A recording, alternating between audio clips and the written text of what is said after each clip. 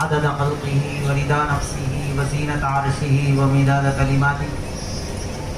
اللهم لا أحصي ثناء عليك أنت كما أثنيت على نفسك. اللهم صل على محمد وعلى آل محمد وبارك وسلم. أما بعد فقد قال الله تبارك وتعالى في القرآن المجيد والفرقان الحميد: أعوذ بالله من الشيطان الرجيم، بسم الله الرحمن الرحيم. يا أيها الذين آمنوا ادخلوا في السلم كافة ولا تتبعوا خطوات الشيطان إنه لكم عدو مبين. صدق الله مولانا العظيم. اللهم رب اشرح لي صدري ويسر لي امری واحلل عقدۃ من لسانی یفقهوا قولی. اللهم رب زدنی علما. اللهم رب اشرح لي صدري ويسر لي امری واحلل عقدۃ من لسانی یفقهوا قولی. اللهم رب زدنی علما. اللهم رب اشرح لي صدري ويسر لي امری واحلل عقدۃ من لسانی یفقهوا قولی. اللهم رب زدنی علما. اللہ تبارک و تعالیٰ نے حضرت آدم علیہ السلام کے ذریعے سے آج پوری دنیا جس کو ہم دیکھ رہے ہیں، چاہے وہ بھارت کی سرزمین ہو یا دنیا کے مختلف ممالک، جو ہمیں معلوم ہے جو ہمیں نہیں معلوم ہے، ان سب ملکوں میں جو آبادی ہے، انسانوں کی جو بھی آبادی ہے، اللہ تبارک و تعالیٰ نے حضرت آدم علیہ السلام اور حضرت حوا علیہ السلام کے ذریعے سے وجود میں لایا.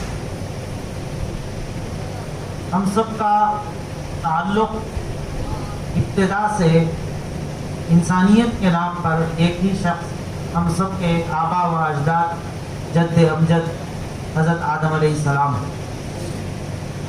لیکن جب قومیں بڑھ گئی، نسلیں دور دور پھیل گئی، لوگ سارے عالم میں پھیل گئے اور زبانیں الگ ہو گئی، رنگ الگ ہو گئے، جسم الگ ہو گئے اور کھانا پینا رزق کا الگ الگ ہو گیا، تو ہمارے نام بھی بدل گئے اور مذاہب مختلف ہو گئے.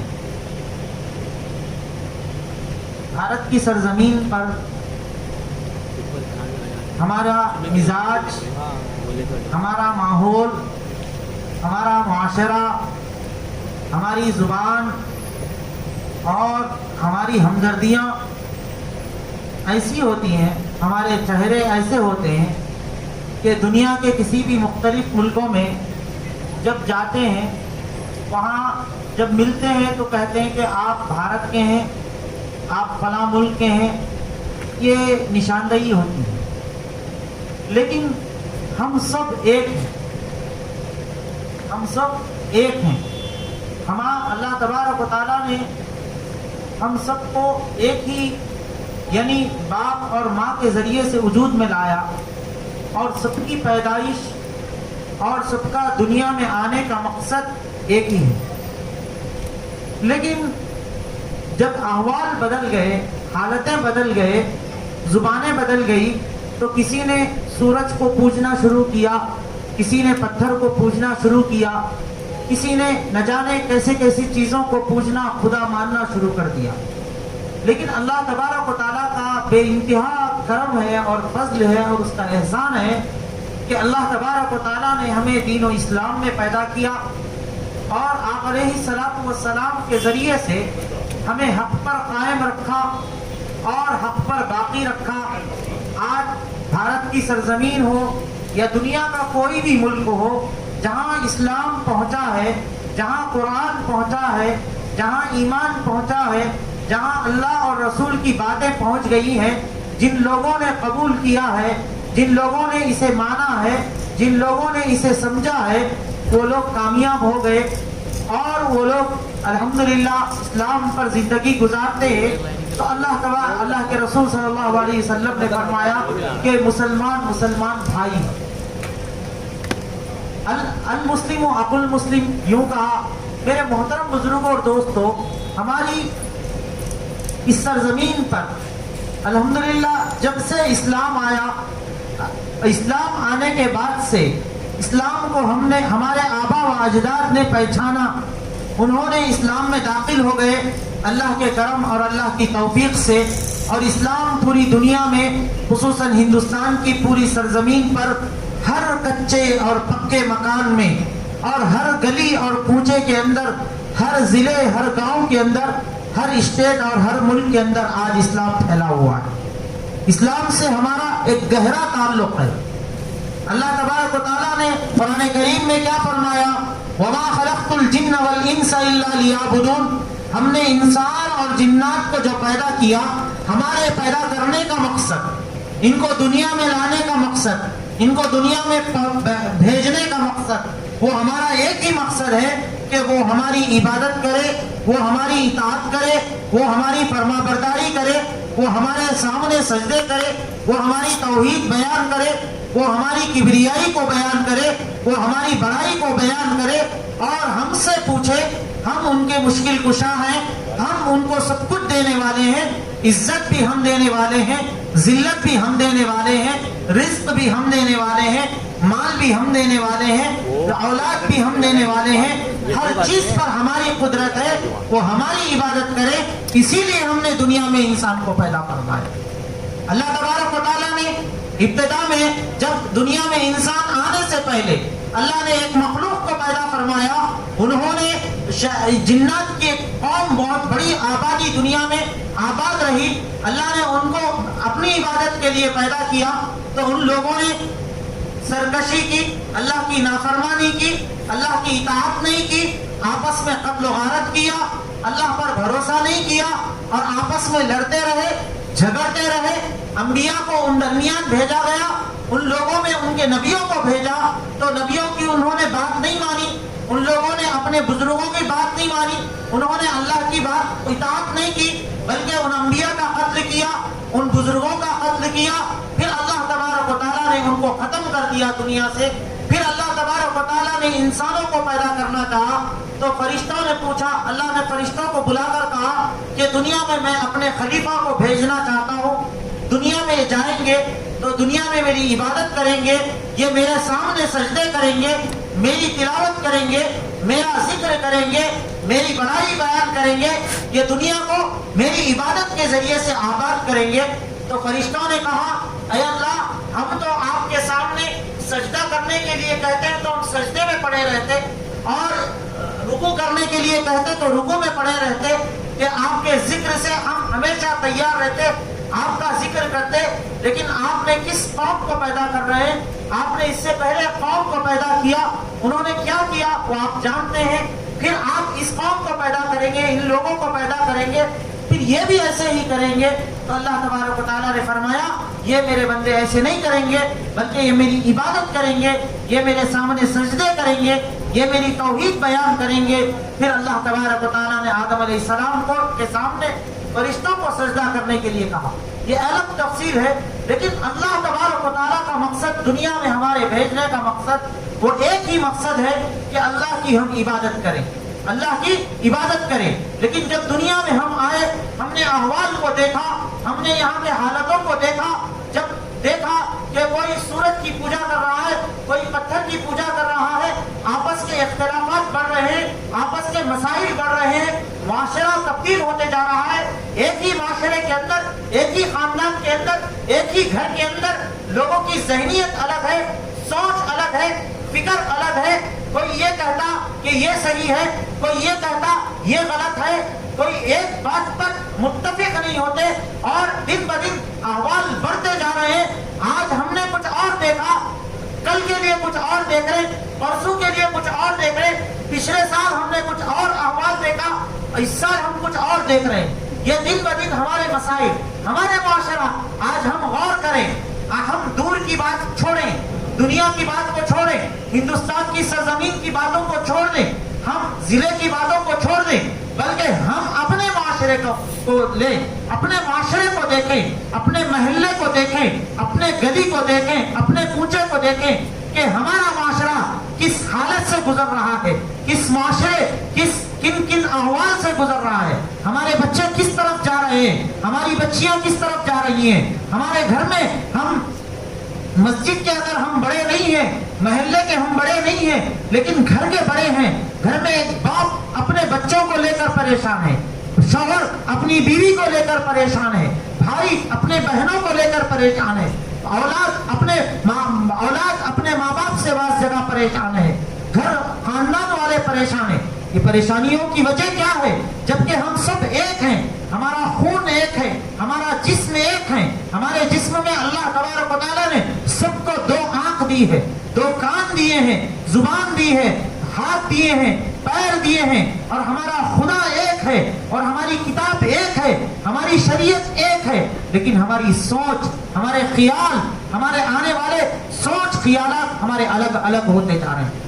آج معاشرے کا جائزہ لیں گے تو معاشرہ اس قدر بدل گیا کہ لوگ آپس میں جب بھی ملاقاتیں کرتے ہیں تو ضرور کہتے ہیں یہ کہ کیسے تھے کیسے ہو گئے، کیا حال تھا کیا حال ہو گیا.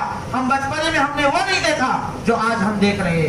ہمارے آبا و اجداد کہتے کہ ہمارے بچپنے میں ہم نے یہ چیزیں نہیں دیکھی، آج یہ چیزیں دیکھ رہی ہیں. محبتیں ختم، خاندان ختم، رشتے ختم، تعلقات ختم ہوتے جا رہے ہیں، مصروفیات بڑھتے جا رہے ہیں، وقت کی برکت ختم ہوتے جا رہی ہے. معاشرہ اور ہمارا ماحول بہت تیزی کے ساتھ ایسے ہولناک مناظر کی طرف بڑھ رہا ہے. اللہ کی پناہ. آج چھوٹی نسل، جو آج بچے چھوٹے تھے، جو آج ہمارے گودوں میں کھیلتے تھے، وہ ہم سے پیار کرتے تھے، ہم سے محبت کرتے تھے، 1 2 سال 3 سال کے اندر ان کا ذہن ایسا بدل گیا کہ باپ کی بات کو سننے کے لیے تیار نہیں، ماں کی بات کو سننے کے لیے تیار نہیں. خاندان کے بڑوں کا ادب احترام ختم ہوتے جا رہا ہے. معاشرہ بہت تیزی سے بدلتے جا رہا ہے. اس کی ذمہ داری، اس کے نقصان اور کس کو ہو رہا ہے؟ نقصان، اس کا سب سے زیادہ نقصان، معاشرہ جب بگڑ رہا ہے تو اس کا نقصان کس کو زیادہ ہو رہا ہے؟ ذرا غور کریں کہ معاشرہ جب بگڑ رہا ہے تو نقصان ہمارے گھروں میں ہو رہا ہے. جھوٹ ہماری بڑھتے جا رہی ہے، وعدے کی خلافی ہمارے بڑھتی جا رہی ہے، دھوکہ دہی ہماری بڑھتی جا رہی ہے، ظلم حد سے زیادہ بڑھتے جا رہا ہے، اور معاشرے کے اندر بددینی نیتیں خراب ہماری ہو رہی ہے. آج ہماری بہن بیٹیاں محفوظ نہیں ہے، محلے والوں سے محفوظ نہیں ہے، پڑوسیوں سے محفوظ نہیں ہے. گھر میں جوان بیٹی کو چھوڑنے کے لیے باپ تیار نہیں ہے کہ محلے کی گندی نظریں میری بیٹی پہ پڑ جائیں. شوہر اپنی بیوی کو تنہا بھی چھوڑ کر پریشان ہے کہ محلے کے اندر خرابی پھیل رہی ہے، اور یہ نقصان ہمارے گھروں تک پہنچ رہا ہے. میرے محترم بزرگ اور دوستو، آج کی جو مجلس ہے، آج کا جو جلسہ ہے، آج کا جو جلسے کا عنوان دیا گیا ہے کہ اتحاد و اتفاق، آپس میں بھائی چارگی کیسے ہونی چاہیے، آپس میں اتحاد و اتفاق کیسا ہونا چاہیے، اور معاشرے کے اندر جو مسائل جو پیدا ہو رہے ہیں ان مسائل کا حل کیسے نکالا جائے. وہ تو ہم نکالیں گے، اس کے تو طریقے آپ کے سامنے تفصیل سے علماء کرام بتائیں گے اور وہ باتیں آپ کے سامنے آئیں گی. لیکن ایک بات یہ بھی غور کریں کہ ہمارے معاشرے کے بگڑنے کی وجوہات کیا ہیں، نااتفاقیاں کیا ہیں، اتحاد کیوں ختم ہو رہا ہے.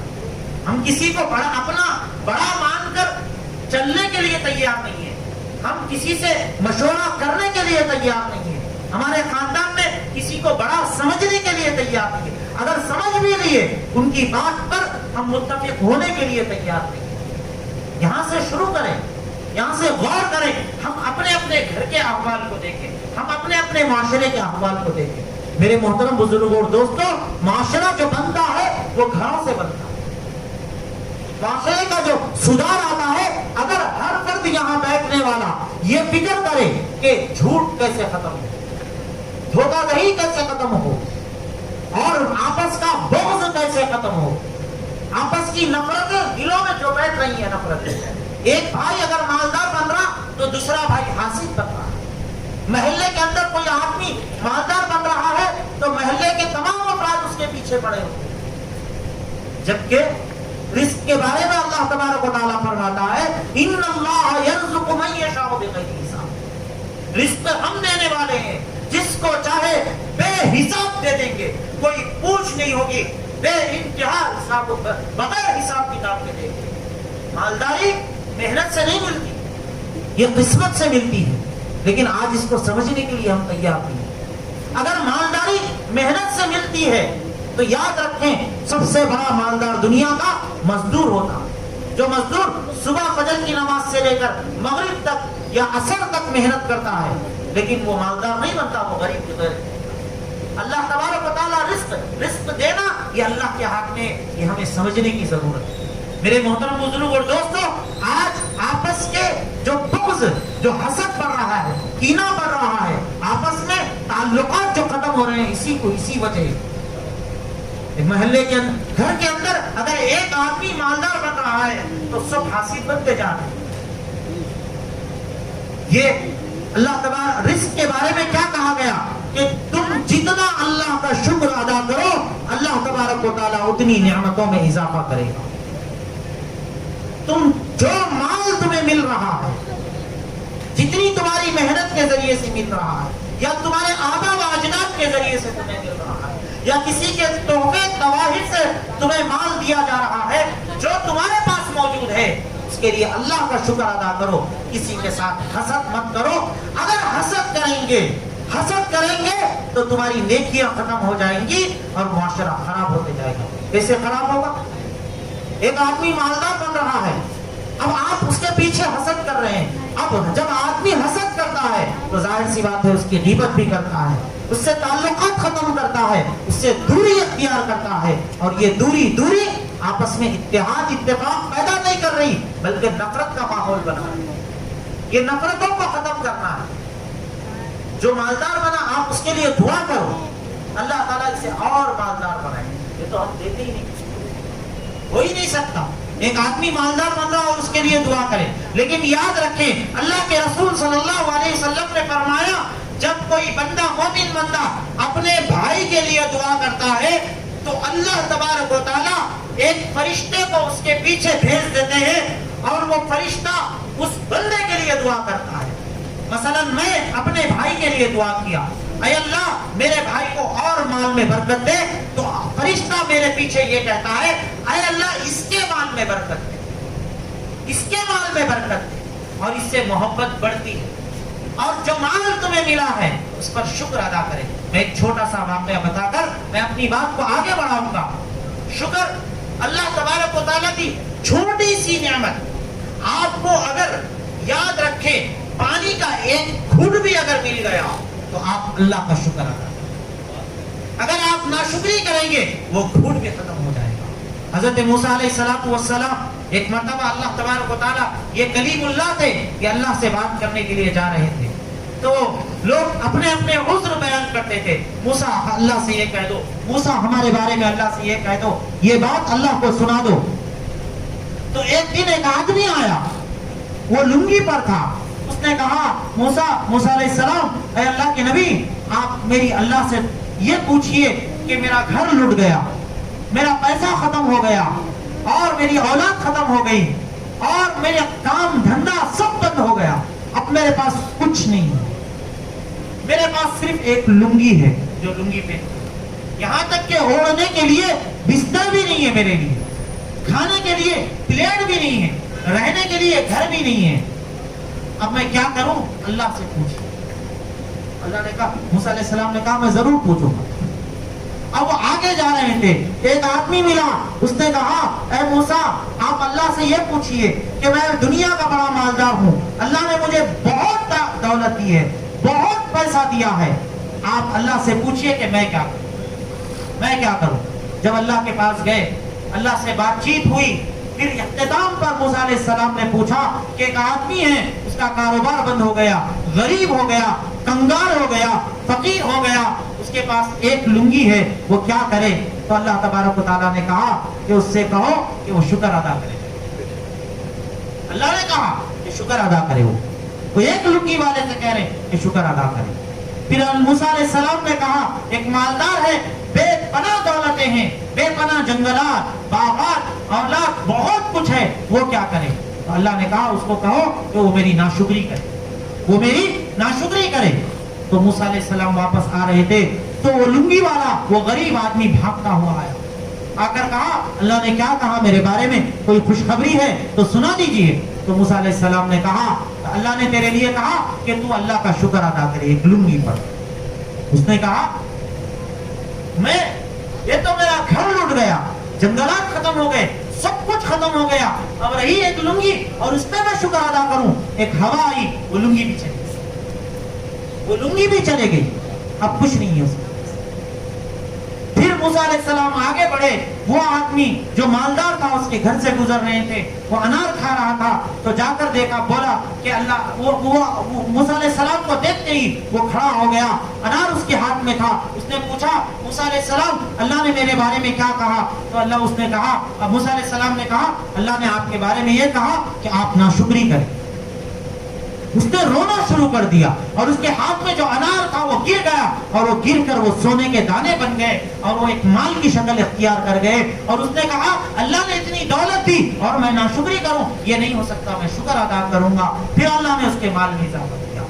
मुफस्सिरीन यहाँ फरमाते हैं अगर वो लुंगी वाला अल्लाह का शुक्र अदा करता तो अल्लाह ताला उसके माल में इजाफा करता था, अगर ये नाशुक्री करता तो इसका माल खत्म हो जाता था। लेकिन उसने नाशुक्री की, वो है सो लुंगी चले गई, और ये मालदार इसने शुक्र अदा किया, फिर अल्लाह ने इसके माल में इजाफा किया। याद रखें, किसी से हसद न करें, किसी से बुग़्ज़ न करें, दिल में नफरत पैदा न करें। किसी मस्जिद के इमाम से या महल्ले के सदर से या महल्ले वालों से या खानदान वालों से या गांव वालों से या अपने इलाके के लोगों से अगर कोई मालदार बन रहा है, कोई परेशान हाल है, कोई कुछ भी हो जाए, आप हर हाल में अल्लाह का शुक्र अदा करें और उसके लिए दुआ करें, और हर बंदे के लिए देखते ही खैर के लिए दुआ करें, तो अल्लाह तबारक व तआला उसके जिंदगी में बरकतें देता है।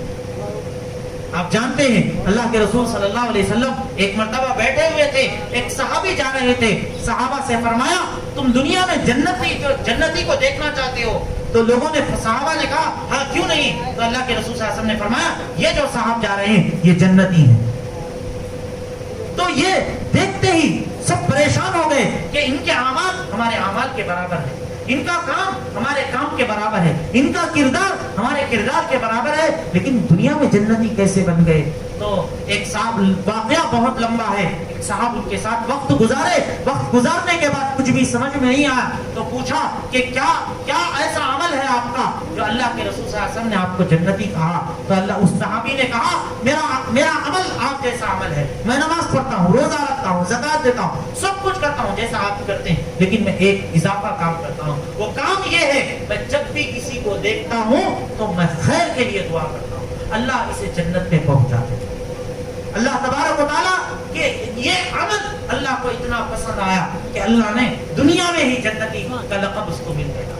जब आदमी किसी के भलाई के बारे में सोचता है, किसी के अच्छाई के बारे में सोचता है, किसी के अच्छे कामों में हाथ बढ़ाता है, तो अल्लाह तबारक व तआला उसके लिए रास्ते हमवार करते हैं और उसके हक में खैर के फैसले फरमाते हैं। ये एक है माशरे का एक अहम जुज़। और दूसरा जुज़ धोखाधड़ी। अगर हमारे माशरे के अंदर धोखा और झूठ बंद हो जाए तो खुद ब खुद हमारे माशरे के अंदर बरकतें शुरू। आज धोखा इतना आम हो गया, इतना आम हो गया, कारोबारियों में, कारोबार में धोखा, लेन देन में धोखा, मामलात में धोखा और बातों में धोखा, झूठ इतना इस्तेमाल कर रहे हैं। अब इत्तेहाद व इत्तेफाक कहाँ पैदा हो? धोखे की वजह से लोग एक दूसरे से दूर होते जा रहे हैं। मेरे मोहतरम बुजुर्गों और दोस्तों, माशरे की ये जो बुराई है, किसी को कुरान में अल्लाह ने क्या फरमाया? वैलुल लिल मुतफ्फिफीन। अल्लाह ने कुरान में यूं फरमाया, हलाक हो, तबाही हो जो नाप तोल में कमी करता है, जो दूसरों को धोखा देता है। अल्लाह के रसूल सल्लल्लाहु अलैहि वसल्लम ने फरमाया, मन गश्शनी मिन्नी फलैसा मिन्नी। जो धोखा देता है वो हम में से नहीं है, वो हम में से नहीं है। धोखा ऐसा है कि माशरे को तबाह कर देता, लोग बदसम हो जाते हैं। अगर भाई भाई को धोखा हो गया, बाप बेटे से धोखा हो गया, महल्ले वालों से किसी से धोखा हो गया, लेन देन दुकान वालों से धोखा हो गया। आदमी नहीं चाहता कि मैं दुकान से माल खरीदूं। कितने दुकानें आज हमारे मोहल्ले के अंदर, गलियों के अंदर है, आबाद हैं, खुल रहे हैं, सुबह खुल रहे हैं, शाम में बंद हो रहे हैं, लेकिन लोग जाने के लिए तैयार नहीं। क्यों? यहाँ नापतोल में कमी होती है, यहाँ पैसे में लेन देन में झूठ धोखा होता है। हमारे साथ धोखा हुआ। 10 किलो का चावल लिए 9.5 किलो पहुंचा, 5 किलो तरकारी लिए 4 किलो पहुंचे, अच्छे सेब लिए घर पहुंचे तो खराब सेब निकले। तो इस तरह बदजनी पैदा हो गई, इस तरह माशरा खराब होते जा रहा है। अब अगर हम आपस में इत्तेहाद और इत्तेफाक पैदा करना चाहते हैं तो आपस का ये धोखाधड़ी ये खत्म करें, ये माशरे से खत्म करें। ये चीज जब तक खत्म नहीं होगी तब तक ये माशरा ऐसे ही चलता है। और झूठ तो इतनी आम होते जा रही है माशरे। बाप अपने बेटे से झूठ बोल रहा, भाई झूठ बोल रहा, भाई दुकानदार ताजिरों से झूठ बोल रहा है, और महल्ले के बड़े लोग छोटे लोगों से, छोटे लोग बड़े लोगों से झूठ बोल रहे हैं। आज झूठ की हद इस हद तक बढ़ गई कि झूठ को हम सच समझने लगे। लोग सच बोलने में इतना हिचकिचाहट महसूस नहीं करते, झूठ बोलने में इतने साफ सफाई से बोलते थे कि ये काम नहीं हुआ, हालांकि नहीं हुआ। मोबाइल जब से आया और झूठ की तेजी बढ़ते जा रही है। फोन करते कहाँ है आप पूछे तो हम बोलते आपके घर के सामने, लेकिन मालूम होता 10 किलोमीटर दूर है। मेरे मोहतरम बुजुर्गों और दोस्तों, कुरान में अल्लाह तबारक व तआला ने क्या फरमाया? लानतुल्लाहि अलल काज़िबीन, अल्लाह की लानत बरसती है, अल्लाह की लानत बरसती है झूठ बोलने वालों पर, धोखा देने वालों पर। ये झूठ को खत्म करें। आज बच्चे झूठ के आदी होते जा रहे हैं। आज बच्चे छोटे मासूम बच्चे वो भी झूठ के आदी होते जा रहे हैं, क्योंकि माँ बाप को उन्होंने देखा आपस में झूठ बोल रहे हैं, बड़ों को उन्होंने देखा आपस में झूठ बोल रहे हैं। मस्जिदों में वो लोग आ रहे तो आपस में देखे कि झूठ बोलते हुए वो लोग सुन रहे हैं, और वो लोग भी झूठ को झूठ नहीं समझ रहे। मेरे मोहतरम बुजुर्गों और दोस्तों, आदमी जब झूठ बोलता है तो एतबार खत्म हो जाता है, और वहां एक जहदी मुश्किल हो जाती है। ये चीज को इस माशरे से खत्म करें और आपस में भाईचारगी बढ़ाना है तो माशरे की ये जो बीमारियां हैं इसको खत्म करना जरूरी है। आपस में हसद को खत्म करें, दोस्त को खत्म करें, कीने को खत्म करें, आपस की दुश्मनियों को खत्म करें, आपस के अंदर झगड़े मसाइल को दूर करें। छोटे मसाइल पर उलझ रहे हैं, छोटी बातों पर उलझ रहे हैं, नाइत्तेफाकियां बढ़ते जा रही हैं। छोटी बात को हम नहीं समझ रहे, हमने किसी से सुना बस कह दिए इसके बारे में ये गलत है, ये गलत। हालांकि अल्लाह के रसूल सल्लल्लाहु अलैहि वसल्लम ने फरमाया, जब तक तुम बात की तस्दीक, जब आदमी किसी से कुछ मसला हो जाता तो उससे जाकर पूछें, या जब तक उससे नहीं सुने उसके बारे में गलत ना कहें। लेकिन आज माशरे के अंदर ये हाल बनते जा रहा है कि छोटी बातों पे, छोटे कामों की वजह से आपस की दुश्मनियां बढ़ते जा रही हैं, आपस की मोहब्बतें खत्म होती जा रही है, खानदान खत्म हो रहे हैं, खानदान खत्म होते जा रहा है, खानदान में दुश्मनियां बढ़ते जा रही है। ये किसकी वजह से? अगर इसकी बुनियाद को देखा जाए तो इसके जिम्मेदार हम हैं, कोई और नहीं है। अहवाल तो आते रहेंगे, हालतें तो आते रहेंगे। आप जानते हैं जो इस्लाम में 2000 जो इस वक्त जो हालात गुजर रहे हैं, 2014 के बाद से हर कोई मायूसी में छाया हुआ है। कह रहे हैं कि हमारी हुकूमत नहीं है, हुकूमत तो किसी और की है, ये हुकूमत हमें खत्म करना चाहती है। आप याद रखें, ऐसे हालात तो इससे पहली सदियों में, पिछले दौर में इससे खतरनाक हालात आए। जितनी दहशत उस दौर में थी, इस दौर में उतनी दहशत नहीं देखी गई। तातारियों ने इस्लाम पर हमला किया, बगदाद की गलियों में पानी की तरह खून बहा, इस्लामी मुल्कों को तबाह करते हुए बगदाद और तातारियों ने। ये तातारी कौन है? जब इस्लाम फैला पूरी दुनिया के अंदर, अफ्रीका 6 बर्रे आज़मों में इस्लाम तेजी से फैलता गया, एक कौम आई तातारी। ये कोई नई कौम नहीं, बल्कि ये बुत परस्त नहीं कहते थे, ये लोग खुदा को नहीं मानते थे, एक ऐसी कौम थी। इसने पहले चाइना के अंदर, बाद में उन चाइना के आजू बाजू मुल्कों के अंदर हमला किया और उन मुल्कों को खत्म किया, और उसके बाद ऐसी तबाही मचाई कि मुस्लिम मुल्कों को चुन कर उसने खत्म किया। उन मुल्कों को उसने चुन चुन कर तबाह कर दिया। मुस्लिम मुल्कों को तो उसने रेजा रेजा कर दिया, खत्म कर दिया। लेकिन जब मुसलमान आपस में मुत्तहिद हुए, आपस के इख्तिलाफात को, जब बगदाद में वो लोग आए, मैं आपको एक मिसाल बताता हूँ। जब बगदाद में वो लोग आए, तातारी आना शुरू हो गए, तो आपस में लोगों का इख्तिलाफ चल रहा था। तू सही है, मैं गलत हूँ, मैं सही हूँ, तू गलत है। ये आपसी इख्तिलाफात की वजह से उस दुश्मन ने आया और पूरे बगदाद को तहस नहस कर दिया, पूरे बगदाद को खत्म कर दिया। उसने इस्लाम का नाम निशान मिटाना शुरू कर दिया। मेरे मोहतरम बुजुर्ग और दोस्तों, ऐसे अहवाल और भी आए, और भी आते हैं, और ये नए नहीं है मुसलमानों की हालत। ये खून रेजी, ये मुसलमानों पर दुश्मनी, ये इस्लाम से दुश्मनी, ये कुरान से दुश्मनी, ये अब से नहीं है, अल्लाह के रसूल सल्लल्लाहु अलैहि वसल्लम के दौर से चलते आ रही और चलते रहेगी। ये कोई नई चीज नहीं है। लेकिन ऐसे हालतों में हमें क्या करना है, हमें क्या सबक लेना है, हमें क्या पैगाम देना है, हमें क्या बताना है, हमें दुनिया को क्या दिखलाना है, वो असल मकसद है। हमें अपनी नस्लों को किधर ले जाना है, आप जानते हैं। बस मैं 2-3 बातें, अहम मिसाल बताकर मैं अपनी बात को खत्म करूंगा। आप इस वक्त इस दौर के अंदर इस वक्त सबसे ज्यादा पावरफुल, सबसे ज्यादा ताकतवर अगर कोई मुल्क है, हम समझते हैं कि अमेरिका है, हम समझते हैं इंग्लैंड है, हम समझते हैं चाइना है, हम समझते हैं ये चाइना अमेरिका नहीं है बल्कि इसराइल। इनके पीछे, इनकी सबके पीछे इसकी पुष्ट बनाई है।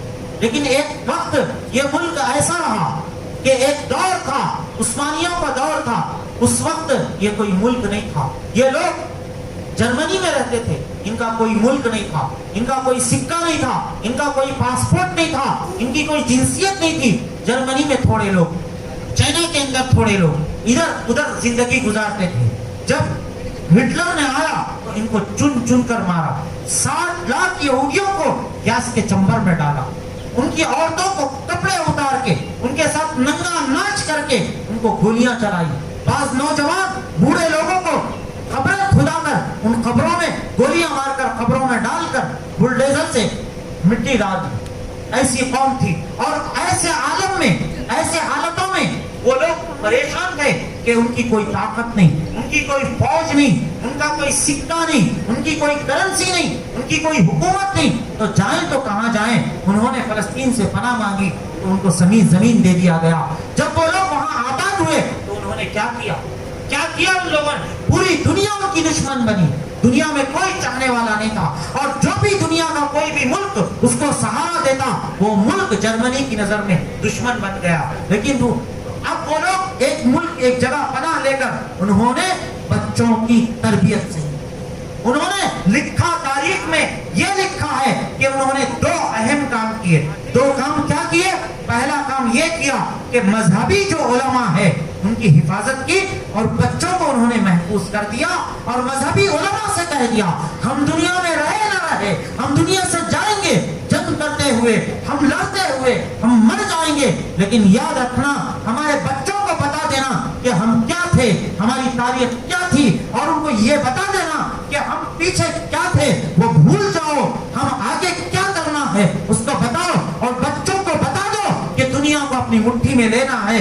तो उन लोगों ने, उन असातिज़ा ने, उन उलमा ने उन बच्चों पर ऐसी मेहनत की कि बच्चे ऐसे बन गए। उन्होंने स्कूल मदरसे कायम किए, मजहबी तालीम दी, मजहब को पुख्ता किया, बच्चों के जहनों में बिठा दिया, और वही बच्चे आगे चलकर कॉलेज, यूनिवर्सिटियों में पढ़ के दुनिया के बड़े बड़े मुल्कों में जाकर, दुनिया के मुल्कों में नए नए चीजों का इजाद किए, तो मुल्क वालों में उनके कदमों में पड़ गए। फिर उन्होंने अपना एक मुल्क बनाया।